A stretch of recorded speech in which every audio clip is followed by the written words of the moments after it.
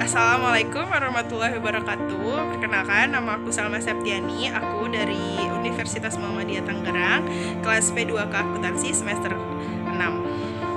Hari ini aku akan menjelaskan tentang Trade of Theory dan Pecking Order Theory. Yang pertama, aku akan menjelaskan tentang Trade Theory. Trade teori ini menyatakan bahwa suatu perusahaan memiliki tingkat hutang yang optimal dan berusaha untuk menyesuaikan tingkat hutang aktualnya ke arah titik optimal. Ketika perusahaan tersebut berada pada tingkat hutang yang terlalu tinggi atau over levered atau terlalu rendah, under levered, dari model MM sampai 2 dapat dipetik dua hal utama yang berbeda dengan model MM1. Sebelumnya adalah dalam model pertama, struktur model tidak mempengaruhi nilai perusahaan. Dalam kenyataan, struktur modal mempunyai pengaruh positif terhadap nilai perusahaan. Bertambahnya penggunaan hutang akan meningkatkan nilai perusahaan, dan kata lain, pajak memberi manfaat dalam pendanaan yang berasal dari hutang, sebesar manfaat pajak dari penggunaan hutang diperoleh dari beban biaya bunga hutang yang dapat diperhitungkan. Sebagai elemen biaya yang mengurangi besaran laba kena pajak, sedangkan pembayaran dividen tidak dapat diperhitungkan sebagai elemen biaya. Jadi, perusahaan seperti menerima subsidi dari pemerintah atas penggunaan hutang untuk menambah modal. Dengan adanya pajak perseroan diperoleh dua manfaat penggunaan hutang, yakni hutang merupakan sumber modal yang lebih murah daripada ekuitas, dan biaya bunga menjadi elemen pengurang pajak. Dari modal MM1 diketahui bahwa penghematan dari penggunaan hutang yang lebih murah sepenuhnya digantikan oleh peningkatan biaya penggunaan ekuitas. Meskipun demikian, dalam situasi dengan adanya pajak perseroan, keuntungan yang diperoleh perusahaan dari penggunaan hutang lebih besar daripada peningkatan biaya ekuitas. Ada hal-hal yang membuat perusahaan tidak bisa menggunakan hutang sebanyak-banyaknya. Suatu hal yang terpenting adalah dengan semakin tingginya hutang, akan semakin tinggi kemungkinan kebangkrutan biaya tersebut dari dua hal, yaitu biaya langsung, biaya yang dikeluarkan untuk membayar biaya administrasi, atau biaya lainnya yang sejenis biaya tidak langsung, yaitu biaya yang terjadi karena dalam kondisi kebangkrutan perusahaan lain atau pihak lain tidak mau berhubungan dengan perusahaan secara normal. Misalnya, supplier tidak akan mau memasok barang karena mengkhawatirkan kemungkinan tidak akan membayar.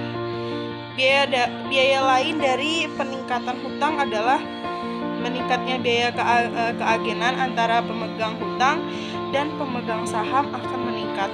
Karena potensi kerugian yang dialami oleh pemegang hutang akan meningkatkan pengawasan terhadap perusahaan. Setiap perusahaan memiliki tingkat hutang yang berbeda-beda, tergantung pada jenis industrinya. Perusahaan perangkat lunak atau software memiliki target leverage yang berbeda dengan perusahaan manufaktur karena karakteristik aset kedua perusahaan ini berbeda. Perusahaan perangkat lunak memiliki proporsi aset tak berwujud yang lebih besar dibandingkan perusahaan manufaktur dalam bentuk lisensi atau paten, sehingga penilaian asetnya menjadi lebih sulit. Di sisi lain, tingkat hutang yang terlalu tinggi menyebabkan perusahaan memiliki resiko gagal bayar yang lebih tinggi. Permasalahan lain yang dapat timbul adalah perilaku substitusi aset beresiko lebih rendah kepada aset-aset beresiko tinggi.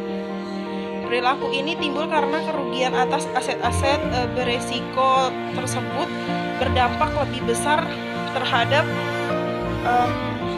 debt holders, bukan pemegang saham. Underinvestment juga merupakan perilaku yang mungkin timbul di mana manajer akan melepaskan peluang-peluang investasi menguntungkan untuk dimiliki karena keuntungan dari investasi tersebut dinikmati lebih besar oleh debt holders, sehingga mengakibatkan pengalihan kesejahteraan dari pemegang saham kepada debt holder. Ketiga, masalah ini menyebabkan biaya pendanaan yang lebih tinggi ketika perusahaan memiliki tingkat hutang yang terlalu besar. Tingkat hutang yang optimal adalah ketika keuntungan dari hutang sebanding dengan biaya yang ditimbulkan. Kemudian, atau biaya lainnya yang sejenis biaya tidak langsung, yaitu biaya yang terjadi karena dalam kondisi kebangkrutan perusahaan lain atau pihak lain tidak mau berhubungan dengan perusahaan secara normal. Misalnya, supplier tidak akan mau memasok barang karena mengkhawatirkan kemungkinan tidak akan membayar. Biaya lain dari peningkatan hutang adalah meningkatnya biaya keagenan antara pemegang hutang dan pemegang saham akan meningkat. Karena potensi kerugian yang dialami oleh pemegang hutang akan meningkatkan pengawasan terhadap perusahaan. Setiap perusahaan memiliki tingkat hutang yang berbeda-beda, tergantung pada jenis industrinya. Perusahaan perangkat lunak atau software memiliki target leverage yang berbeda dengan perusahaan manufaktur karena karakteristik aset kedua perusahaan ini berbeda. Perusahaan perangkat lunak memiliki proporsi aset tak berwujud yang lebih besar dibandingkan perusahaan manufaktur dalam bentuk lisensi atau paten, sehingga penilaian asetnya menjadi lebih sulit. Di sisi lain, tingkat hutang yang terlalu tinggi menyebabkan perusahaan memiliki resiko gagal bayar yang lebih tinggi. Permasalahan lain yang dapat timbul adalah perilaku substitusi aset beresiko lebih rendah kepada aset-aset beresiko tinggi. Perilaku ini timbul karena kerugian atas aset-aset beresiko tersebut berdampak lebih besar terhadap debt holders, bukan pemegang saham. Underinvestment juga merupakan perilaku yang mungkin timbul di mana manajer akan melepaskan peluang investasi menguntungkan untuk dimiliki karena keuntungan dari investasi tersebut dinikmati lebih besar oleh debt holders, sehingga mengakibatkan pengalihan kesejahteraan dari pemegang saham kepada debt holder. Ketiga, masalah ini menyebabkan biaya pendanaan yang lebih tinggi ketika perusahaan memiliki tingkat hutang yang terlalu besar. Tingkat hutang yang optimal adalah ketika keuntungan dari hutang sebanding dengan biaya yang ditimbulkan. Kemudian, ini aku akan menjelaskan tentang pecking order teori. Yaitu menetapkan suatu urutan keputusan pendanaan di mana para manajer pertama kali akan memilih untuk menggunakan laba ditahan, hutang, dan penerbitan saham sebagai pilihan terakhir. Kemudian sehingga pecking teori eksis dalam pendanaan proyek baru yang berdasarkan penelusuran Mires di tahun 1984. Struktur pendanaan menurut pecking teori adalah yang pertama, perusahaan lebih menyukai pendanaan internal. Lalu yang kedua, perusahaan menargetkan rasio dividen payout untuk peluang investasi perusahaan dan berusaha menghindari perusahaan tiba-tiba dalam dividen. Kemudian yang ketiga, kebijakan dividen yang sticky serta fluktuasi tak terduga terhadap profit dan peluang investasi tidak dapat diproduksi di mana arus kas internal terkadang melebihi kapital expenditure dan pada saat tertentu jumlah internal tidak mencukupi.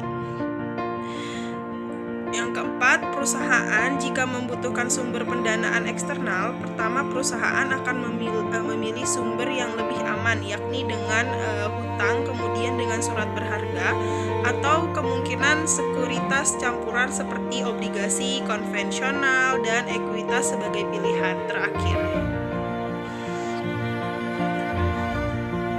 Kemudian ada teori pecking order bermula pada terdapatnya situasi pilihan perusahaan antara sumber internal dan eksternal perusahaan. Demikian penjelasan tentang thread of theory dan backing order theory. Selebihnya mohon maaf. Wassalamualaikum warahmatullahi wabarakatuh.